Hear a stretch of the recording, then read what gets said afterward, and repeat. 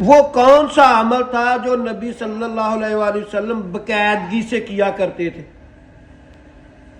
اور وہ عمل کرنے کا حکم بھی کرتے تھے؟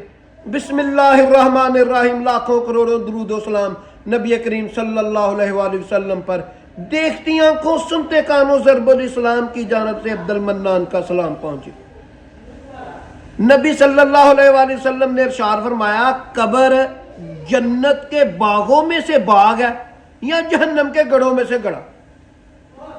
اور نبی صلی اللہ علیہ وآلہ وسلم کہا کرتے تھے کہ اپنی قبر کو جنت کا باغ بنا لو۔ سب سے پہلے انسان عالم ارواح میں تھا، اللہ تعالیٰ نے وہاں پر سلا کر رکھ لیا، پھر عالم دنیا میں بھیجا، اس کے بعد ہم عالم برزخ میں چلے جائیں گے اور وہاں ٹھہریں گے قیامت تک۔ پھر اللہ تعالیٰ وہاں سے انسان کو اٹھائے گا اور اپنے روبرو پیش کر لے گا۔ اس لیے نبی صلی اللہ علیہ وآلہ وسلم سورۃ ملک سونے سے پہلے باقاعدگی سے پڑھتے تھے۔ نبی صلی اللہ علیہ وآلہ وسلم اگر تھکے بھی ہوتے، کہیں سفر سے آئے ہوتے، کوئی کام کیا ہوتا، تھکے بھی ہوتے، تو سونے سے پہلے سورۃ ملک پڑھ لیا کرتے تھے۔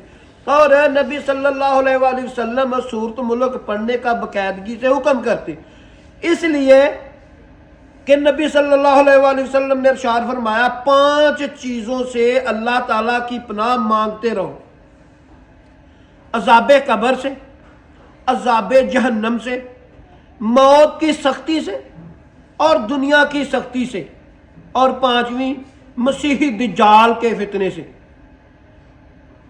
جب انسان کو دفنا دیا جاتا ہے اور دفنانے کے بعد عذاب قبر اس کے قریب آتا ہے، اگر اس نے کوئی نیک عمل کیے ہوتے ہیں، نماز، روزہ، حج، زکوٰۃ، اور لوگوں کے ساتھ، اللہ کی مخلوق کے ساتھ اچھا برتاؤ، تو جو نیک عمل ہوتے ہیں اس کو گھیرا ڈال لیتے ہیں، گراؤ کر لیتے ہیں۔ تو سورۃ ملک ان سے کہتی ہے کہ اچھا کیا تم نے اس بندے کو عذاب سے بچا لیا، اگر تم اس کو عذاب سے نہ بچاتے تو میں تو اس کو عذاب قبر سے بچا لیتی۔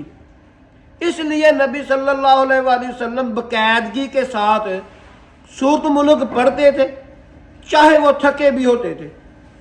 اور نبی صلی اللہ علیہ وآلہ وسلم سورۃ ملک پڑھنے کا حکم بھی کرتے تھے۔